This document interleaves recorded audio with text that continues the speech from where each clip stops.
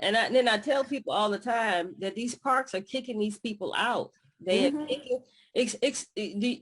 The reason why they're kicking these people out is because they don't want renters themselves. That's right. They don't want to deal with a renter, so they're kicking people out. And so, Kim, they were actually kicking people out, and then if they didn't sell the home, and turn around and rent it. And turn around and rent it again for how many months? Like for 4 months again or something like that? I think she said for 3 to 4 months. It depended. I don't know if it depended on their credit score or what, but some people she did 3, some people she did 4. But she would say if I lived there, she would kick me out if I couldn't afford to buy the house. And then she would turn right back around and rent it back to me for 3 or 4 months with the promise that I would go ahead and be able to purchase it. Because she said that once you're renting it, you have a better chance of being qualified to purchase it, because these people just couldn't qualify. A lot could not qualify.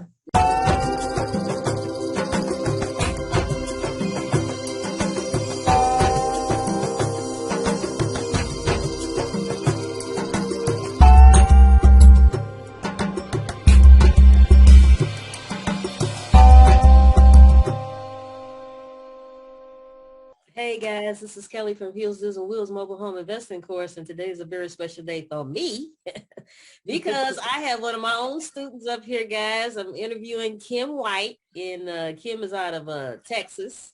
Hey. Kim, thank you so much for coming on here. And Kim, go ahead and introduce yourself to everybody. All right, my name is Kim White. I have been in the Army for 30 years. I just retired. I have 2 kids, 8 grandkids. I'm an RN. I've been an RN since 2002. So for 20 years, I've been an RN, and I've been with Heels, Deals, and Wheels for 2 years. Wow. 2 years. Okay. I appreciate that, Kim.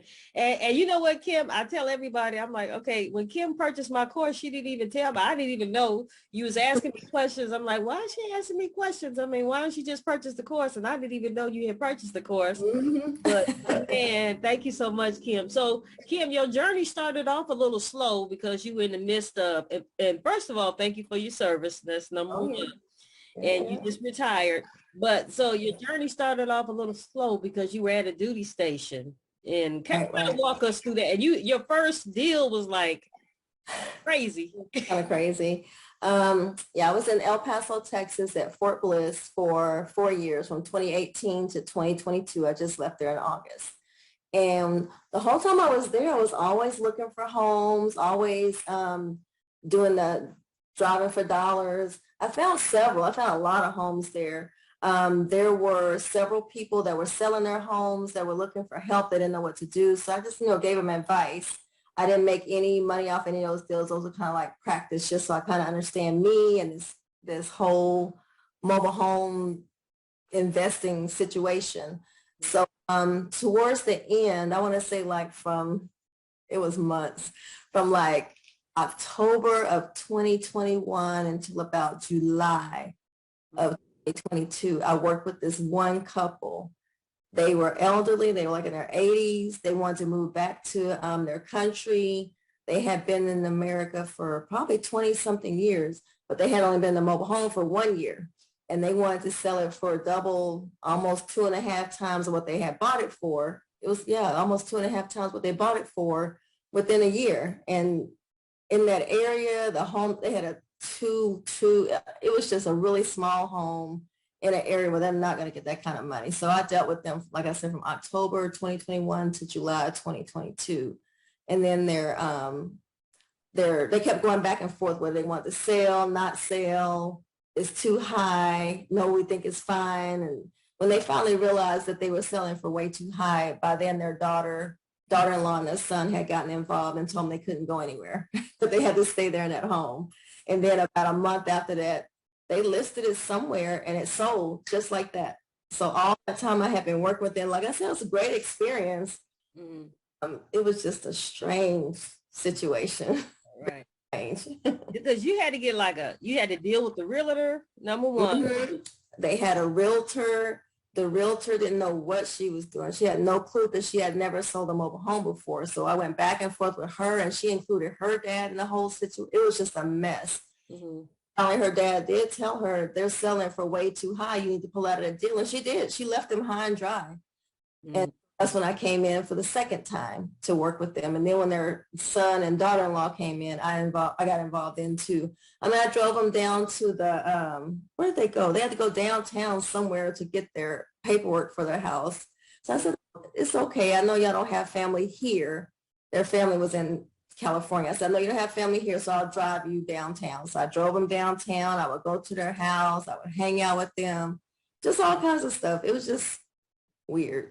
I didn't feel like that in my life. And Kim, so was this your first time talking to the park manager?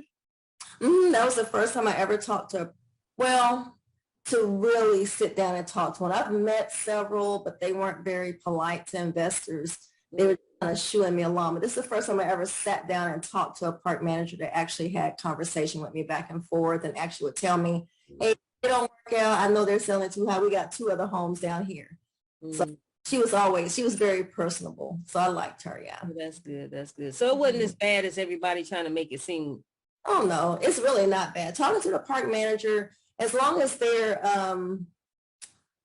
they're personable with you and they are willing to accept an investor, or just if you offer what you can to help them in their situation at the park, they're usually more acceptable to you as an investor. But if you just go in there, hey, what you got? I need this. They're not as nice. Just be a person. And so Kim, with this deal, you had to actually like bring a translator over there. Yes.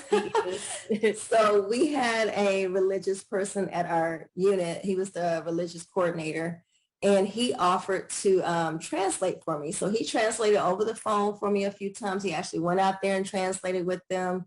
And then after that is when their son and daughter-in-law got involved and they did all the translations. Okay. It was a big mess. And, and the funny thing, Kim, you called me and you was like, Kelly, they got this shed and they were using that shed like as a selling point. They were allowing people to live in the shed like a so illegal. So illegal. I wish I had a picture of it on my computer. They had a shed. They had 2 sheds. One shed, they had 2, like, I don't know if y'all remember back in the day when you were a kid, your mom or grandma would lay down a pallet, had 2 little pallets in there. They had a heater, and all of their clothes that they were storing were all around the shed. There were no windows and only 1 door. It was very illegal, but they were saying, well, it might be a 2-bedroom, 2-bath, but you can also put people out here in the shed. I'm like, don't ever tell anybody that. Wow. And I'm sure the park manager didn't know anything about that. She had no idea. She had no idea about that. Okay. All right. So Kim, how are you enjoying the course thus far? Because like I said, you threw me off and I'm like, okay, Kim has asked me about the course. Why she keep asking me? And I didn't even know. But how are you enjoying the course thus far? I really enjoy it. I mean, you put out a lot of good information. You're very open. You answer calls, texts, emails. You do Zooms on the fly whenever people have questions. I mean, to anybody listening, Kelly is the best. I mean, she really is super personable. She doesn't blow you off. If she's working, because she still has a job, so if she's working and she can't get to you right then, she'll text you, hey, let me talk to you after my shift, before my shift, on my lunch break, whenever. She's very personable. And I really believe that the information that's on that course, you're not going to find that type of information at this price anywhere else. Most people tell you, hey, you got to work hard, get out there, drive for dollars. But Kelly adds more spice to it and kind of lets you know, like, her experiences too, not just that average everyday answer you're going to get from anybody else. So it's really good. Thank you, Kim. I appreciate that. So Kim, fast forward to the day. You're now retired. And, yes. And I like to add, Kim is the winner of the, I gave away $2,400. She is the winner. I'm not doing this because it's coming out of my pocket. But Kim, hey, Kim, I was going to ask you for a loan. But anyway, guys, I had a $2,400 giveaway. And Kim and her husband, Kirby, because she works with her husband, Kirby, are the winners of the $2,400. So every month I had to give them $200 reluctantly. Reluctantly. So Kim, fast forward to the day. Okay. You're now retired. And I surprised Kim. Not only did she win the $2,400, we actually had a meeting with a park manager. So Kim, walk us through what happened on and how that came, how that came about. Okay, I had just come back from the Army. I probably hadn't even been home a good week. And I got this phone call from Kelly about a park manager that was trying to sell off her mobile home because the park owners told her she had to sell everything, kick out everybody that was renting, everybody had to own.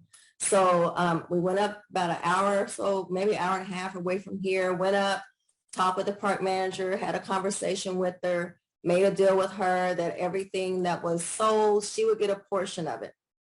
So she gave me immediately 2 homes.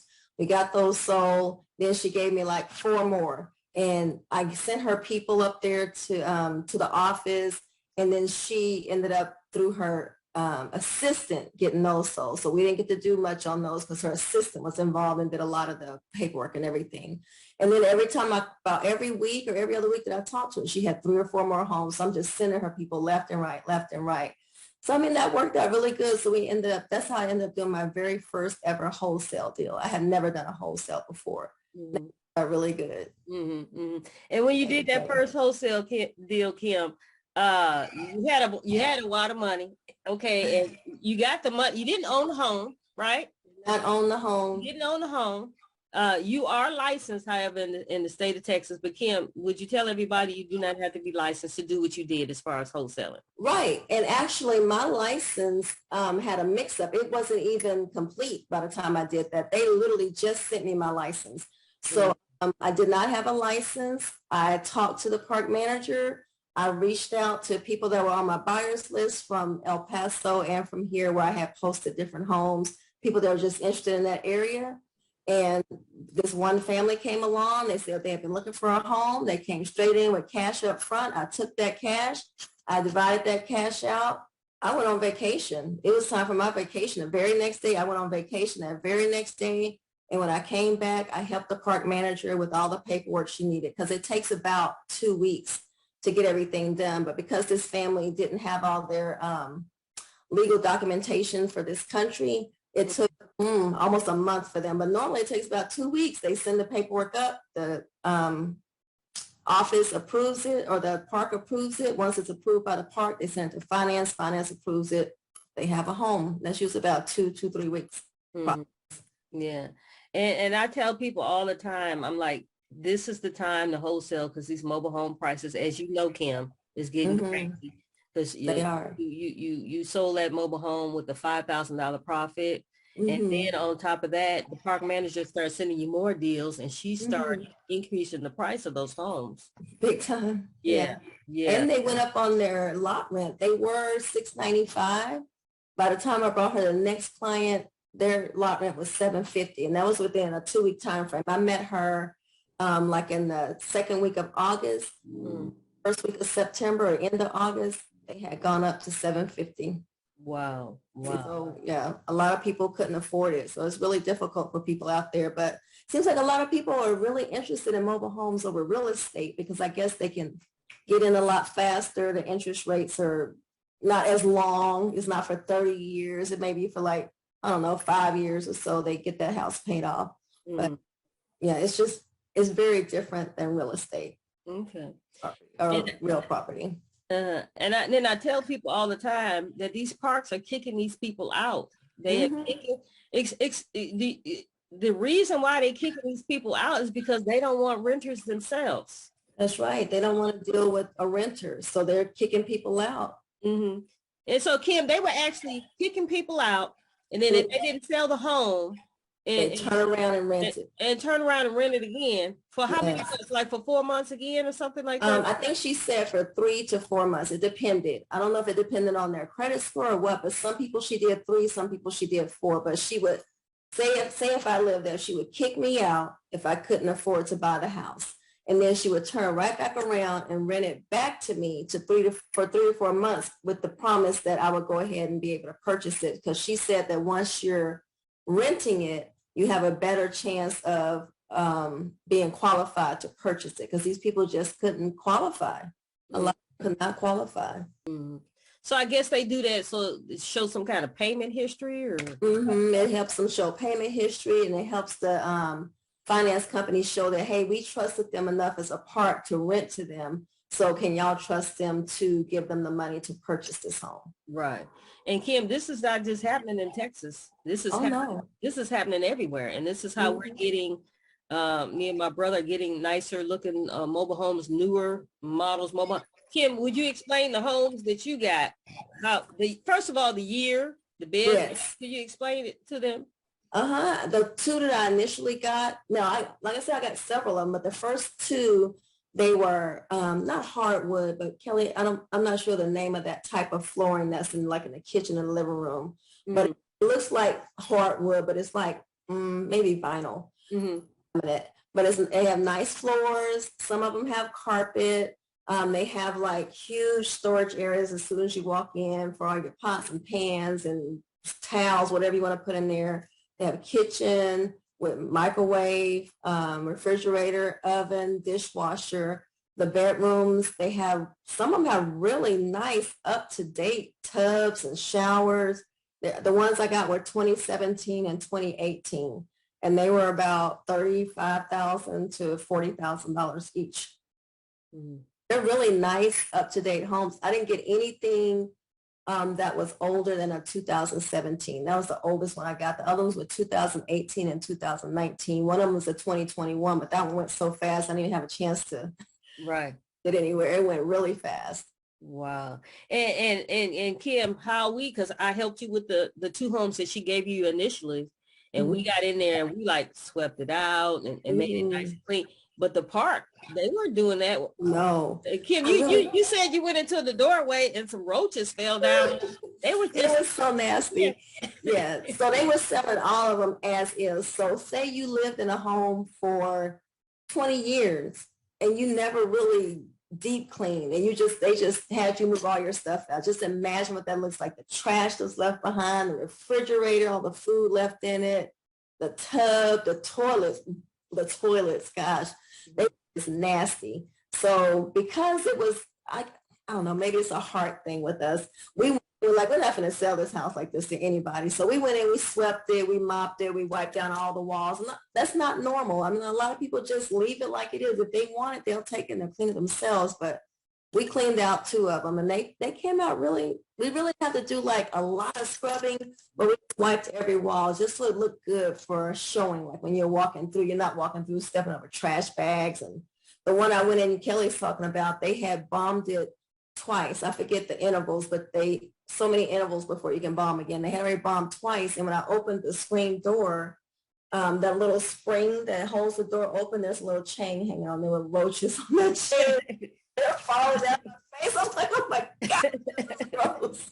But I didn't get to clean that one out either because there was a family that came right along. They were like, we don't care, we'll take it. And they took it as is before I had a chance to even do anything to it. So yeah, some of them are gross. Some of them, I mean, you just sweep them out or do nothing. And people are willing to buy them the way they are. Some people are really desperate. Wow. I didn't want to take advantage of their desperateness. So that's why I was like, let me just help them out. So the one I did sell to the family, it was a pregnant mom. They had two little kids and the dad worked like crazy. There's no way she would have had time to really clean that place up really good. So I'm glad we did that one first. She appreciated it too. Yeah, because the homes are pretty, and then it has like a little deck on the front, and it has a shed and two parking spots and swimming pool and does it have a tennis court or no? It was a basketball court, I believe. Basketball court and a beautiful community center as well. The community center looked like when you go into like these really nice houses with the wood beams up in the ceilings. They have really nice furniture. They have a bar, a kitchen area. They have a place where you can have like a gathering, and it leads right out to the pool. Really nice pool. Then next to there is this huge playground. It's like that hard plastic, dark green, dark brown, like tree looking house with all the little toys and stuff. It's really nice. It's beautiful there. It's a really pretty park, and you have two dedicated off-street parking spots. Like Kelly said, you have a storage house, and they had a deck on the front and a deck on the back. Okay. It was nice and quiet. I've been there morning, afternoon, nighttime. I've never seen like kids running there with dogs and cats and stuff. The kids are pretty well-mannered. They walk along the edges of the street, not in the middle of the street. There wasn't trash everywhere. I think some people think mobile home, they're like, ew, but it's not. They all aren't like that. There are some, but aren't all like that. Right. So Kim, what has been your biggest struggle since you've been in this business? My biggest struggle was being in the Army because I wasn't in a stable place. I didn't understand wholesaling as much. I was still like getting my feet wet, getting that experience. And so I came here and boom, there was Kelly. I did. I was like, I could have been doing this for years. I think that's my biggest struggle, is trusting that I've learned enough from Kelly that I can go out and do it on my own. I think it was just trusting myself was my biggest struggle. And like I said before, not being stable. But now that I'm stable here in the DFW area, I've been driving around. I've seen a lot of homes, a lot. I'm still dealing with getting my retirement pay. So pretty much every day I sit on my computer trying to get my paperwork done so they'll go ahead and start paying me. So once I get that figured out, then yeah, I'll be back out there in the streets. Okay. And do you have any like words of encouragement of somebody who might be like having like analysis paralysis? That's me. I've had analysis paralysis. I started looking at this in 2019, I think. Like I said, I was in El Paso and I wasn't home. So I was like a little uncomfortable. But just do it. Just go out there and just do one. Or contact somebody that's on Hills Deal and Will Facebook page. Just say, hey, I'm new to this. What advice do you have? Are you in my area? Can we meet up? Can we have a coffee or drink, get something to eat?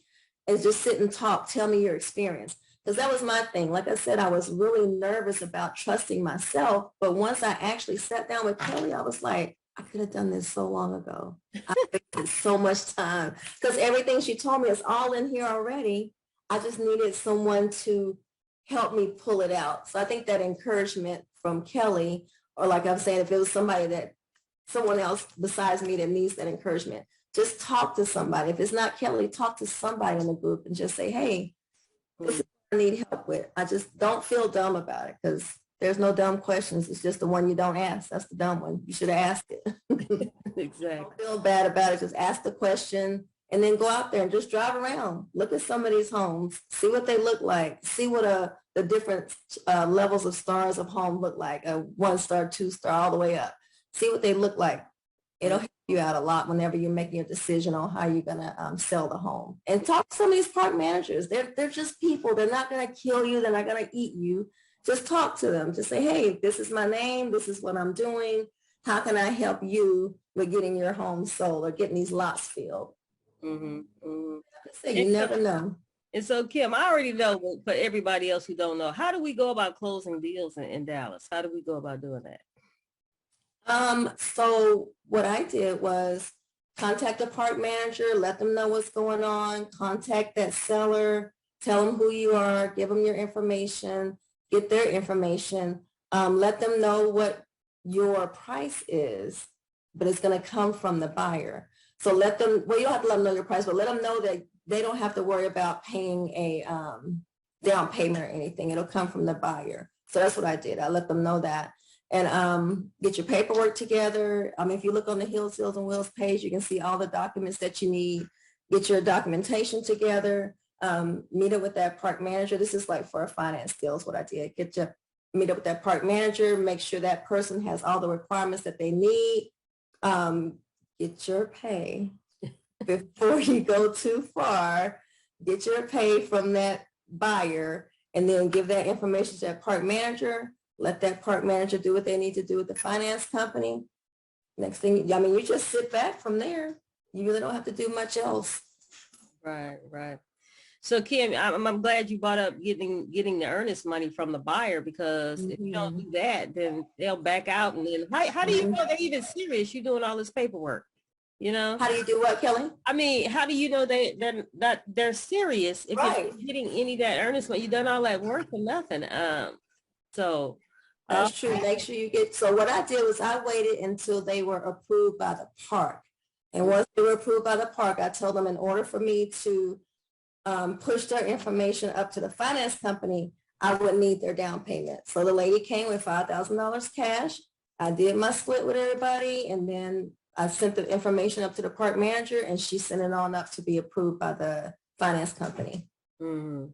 So I think that, to me, that was the best time once they're approved by the park. So it didn't feel like I was stealing from them in case they didn't get approved by the park, because it's non-refundable. So I would hate for people to come in and give me $5,000 and they're not approved by the park. Right. That would make me feel bad. Yeah, because there was a little trust issue with them, with you, right? They weren't. They didn't understand my role at first, and I kind of think it might have been a language barrier also. So I did the paperwork in Spanish and in English. They were Spanish speaking. I made sure that I used my translator, and I spoke to them in Spanish on the parts they didn't really understand. I would look, because I can read and understand Spanish, but speaking it, I'm not 100% that great. So I did the translation, made sure it said exactly what I wanted it to say, and then I would push the translation to them. And they felt a lot more comfortable, because they did go up to the office. They were like, some girl named Kim is telling me to give her $5,000. And I don't know what she has to do with this. So the park manager had to smooth things over and tell her, yes, she's an investor working here, and we're working together to get these homes sold. And yes, that's the home that I've assigned to her, and she's selling it. So whatever she's telling you is right. So I was thankful that the park manager was so helpful in that situation. They could have backed out, but they didn't. And they're out of their home. She texts me all the time. She's loving that home. Wow. So Kim, where do you see yourself like 5 years from now in the mobile home business? Because I know, Kim, you was looking for a job when you retired. Now, I ain't heard nothing else about a job since you did that wholesale deal. You got $1,000. Ever since that wholesale. Yeah, so I guess where I see myself in 5 years, I really wanted to have, not that I want to create a mobile home park, maybe like a small community or several communities where people are able to, like if they're first-time buyers, there would be other first-time buyers, then they would feel comfortable, be able to group together and talk to each other, about what to do from here, how to move forward. Or if they're young people like college age and can't afford these apartments, oh my gosh, it's so expensive. Or a house or whatever, still living at home with their parents, but they want personal space.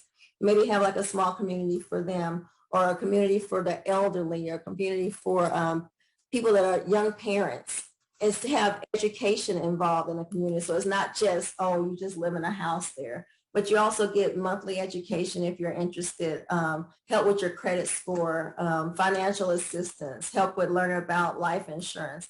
Because I have lots of friends and lots of experience with those kind of things. So incorporate all of that. So it's to feel more like a community than just like some neighborhood where you just got a bunch of neighbors. You actually come together as a community there.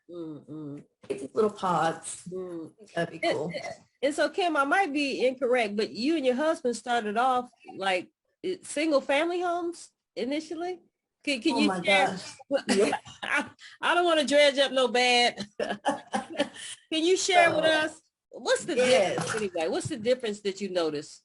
So while we were in El Paso, there was a realtor that approached us and was like, "Hey, I bet that you could sell these homes or buy these homes and rent them out," is what he was saying. He said the market's great for that right now. We were like, "Oh, okay, we'll give it a try."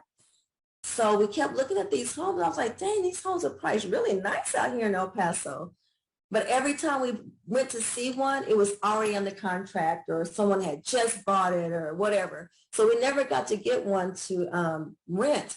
But the more we looked at it and started looking at the return on investment, I was like, I'll be so long gone from El Paso by the time these people are able to pay this house off, and for me to get my return back.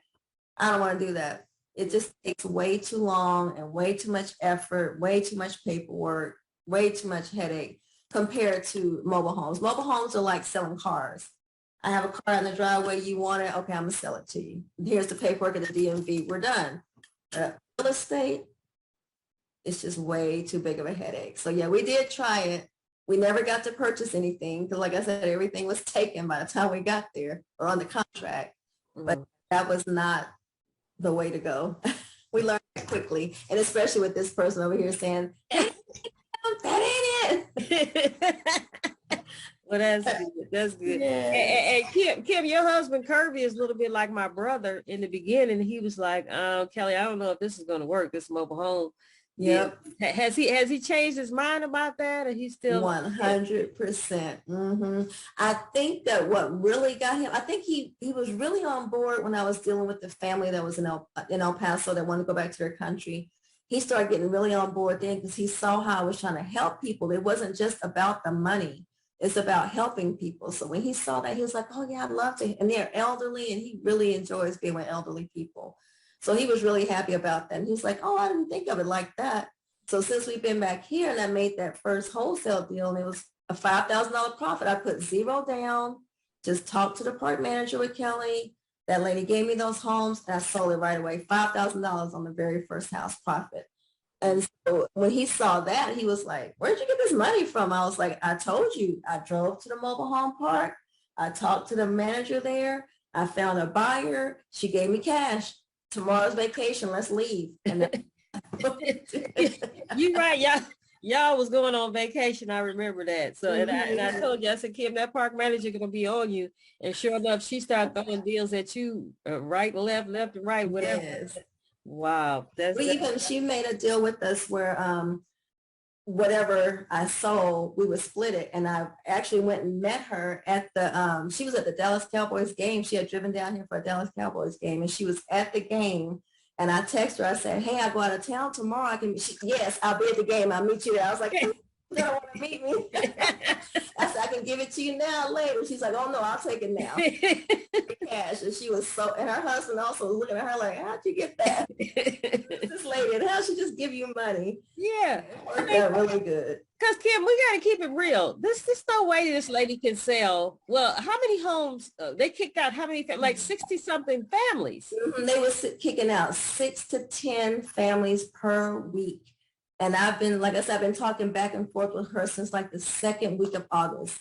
So every week is 6 to 10 families that they were kicking out. And it was so crazy. Like I said, if they didn't get the house sold, she had a deadline. If she didn't have that house sold in 6 weeks, she had to turn right back around and rent it back out. And sometimes to the same people. Like, oh my goodness. It was stressful for her. Every day I saw her, she was just on edge. She was so stressed out because she had deadlines to meet. And there's no way she could have sold all those homes by herself. No way. Right. And you know what, Kim? I didn't know sometimes to the same people. So I think once or twice it was to the same family. So she kicked them out and then let them come. They would move all their stuff and then come back. Either come back to their same home or come back to another home that maybe they liked a different home better. Come back to that home, the park approved them to rent. They get to rent for 3 to 4 months. And once that rental time is up, they were purchasing with the finance company. Because like I said, once the park approved them for rental, they said, okay, I guess we can trust you. We'll approve you also for financing. Wow. Okay. Isn't that crazy? That yeah, I didn't know those people were actually allowed to come back. I think she had 2 families that came back. Wow. So Kim, like in the course, I talk about seller financing, but you know, me and my brother have strayed away from that, even though I do, I don't know how deep somebody's pocket is, but we now deal with renting. Do you have like, any, recommendations or anything like that? Well, what are your views versus, seller finances versus renting? Yeah, I think that when we first started talking, I had met someone who was renting their mobile home. And I know my friend Kelly there was like, I'm not going to do that. I'm not dealing with these tenants, blah, blah, blah.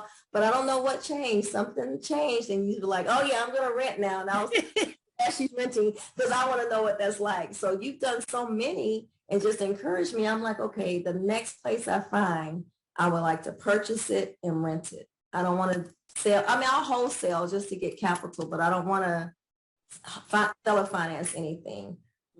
If it, I guess only if it would benefit me and the buyer. If it would benefit us, like if the house was like too old really to rent it for too long, it would probably be better just to sell it to them and let them do whatever they're going to do it because it's not going to last anyway much longer. But as far as rentals, yeah, I would much rather get a rental. Those mobile homes, from the course, it says that they last about 30 to 50 years. So if you're renting for 50 years to different people, every time they come in, you get another down payment and you get those rentals payments for however long. If they leave, guess what? Another renter comes in, get another down payment. So, I mean, you pay for the house 10 times over, depending on how many renters you get in it. Right, right. And then I if would you have rather to, rent. yeah, and if you have to kick them out, it's easier to kick out a renter versus somebody seller financing the home out. That's true. Yeah, because when you sell a finance the home out, you got to put them down as the owner of the home. Mhm. That's the whole issue. But we're not going to speak on that today. Yeah. Kim already knows that I'm in the process of evicting Mhm. somebody, but it's all good. It's going to work out.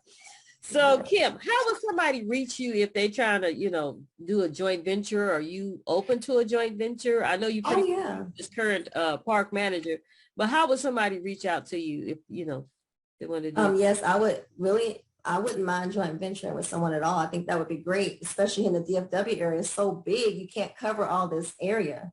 There's mobile home parks everywhere. So they can reach me at my phone number is 214-888-2687. And on Facebook, my name is RAN space LYNN. It's Ran Lynn on Facebook. Mm, Two places I am. Oh, I'm on Instagram too at Ranlin Group, mm. RNLYNNGRP on Facebook. I'm sorry, on Instagram. Yes, yeah. Okay. All right. So Kim, do you have any final words for anybody looking at this? Because I greatly appreciate you getting on here, Kim. Oh, As a matter of yeah. fact, Kim, during her retirement, Kim actually lived, and she had her own single family home. Yes. And she actually lived in Travel trailer. a travel trailer. Her and her husband, so they sort of kind of familiar with, living in like a mobile home type of setting. Right, right. And How was that, Kim? How was that living situation? for me, it was great. My husband said it was okay with him too, but he likes space. I was okay with limited space. We had 239 square feet. It was a travel trailer. I think it was like 32 feet long. It had a bedroom and a bathroom that came in from the bedroom and the hallway. Had a living room, kitchen combo. And we lived in an RV park on a slab on base or on post at Fort Bliss. And we paid probably, I think it was $480 a month. Mm-hmm. Our lot rent, and it included our electricity, it included the water, it included trash, sewage, all that was included. Now you really won't find that in a civilian place because that is a cheap price that includes everything. But on the post, it was great. I really enjoyed it. Kirby, he said he enjoyed it. He was very happy to get back to our house though. Wow, that's For almost 2 years, almost 2.5 years, because the pandemic hit and we couldn't go anywhere. Mm-hmm. Left the park for any reason, they wouldn't let us back in. So we stayed in there all through the pandemic. Wow. 19 through the pandemic through 2021 when I was supposed to leave, but I didn't leave till 2022. Wow. So Kim, do you have any words for anybody, trying to get into this business? Any final words? I mean, yeah, I think people say this all the time, invest in yourself, but that's the truth. If you go out and go look for Kelly online, look for her Heels, Deals, and Wheels course. Go through those modules. And I mean, you can see how she started out in the very beginning, all the way up to how she is now. You can see the progression the whole way through. So go through there, look at that. She has information about wholesaling, seller financing, renting, joint venturing, a whole lot of whole topics totally different than the mobile home investing. I mean, there's a lot of good, solid information there. She's spoken to so many professionals. So many people have been in this business for years and years. They gave great information on their interviews. I think that if you invest in yourself, spend that money on their education, that way you're not out there fumbling through trying to figure things out on your own. And then you're like, man, if I had just watched that course, if I had just reached out to Kelly or reached out to anybody in that course, maybe I wouldn't have to go through these troubles and I wouldn't have lost this money or lost this time or whatever. mm-hmm. I would truly say invest in yourself. That's a huge deal. And then get with somebody in the group. Get with somebody and just say, hey, this is what I want to do. This is where I am. I'm brand new, or, this is my first time doing this. I had one lady say she had been a realtor before and she wanted to do this. So I was encouraging her online. Yeah, go ahead, join the course. Mm-hmm. I really think that you need that support to have to be out there by yourself doing it. Get in a group somewhere and get some support. That really does help. All right. All right, there we have it, guys. Kim White out of Dallas. She told you guys how you can reach out to her. She's interested in doing joint ventures. Retired military nurse, now mobile home investor, Yeah. licensed mobile home investor. But like she told you guys, you don't have to be licensed. You do not have to be licensed though. So don't make up excuses. Oh, I don't have a license. That's not an excuse. That is not an excuse. You don't need a license to do what Kim has been doing this last couple of months. You do not need a license to wholesale. Anybody can wholesale. I mean, it's just like if somebody said, hey, you know anybody selling a car, and you're the person in the middle. You found the buyer, you found the seller, you just did a wholesale and you got nothing. So you do it with mobile homes, set your price. And it's no particular fee that you have to charge. Like I said, mine was 5,000, but that's because that's what we agreed upon. Man, I mean, it could be 20,000, who knows, whatever somebody's going to pay you for that house, they're going to pay you that fee. Right. There's no particular 10%, 20%. There's no particular number. You just was fair. Right. Thank you so much, Kim. Thank you so much. All right. I'll talk to you soon. This is Kelly from Deals and Wheels. Thank you, Kim. All right. See y'all later. Bye. Bye.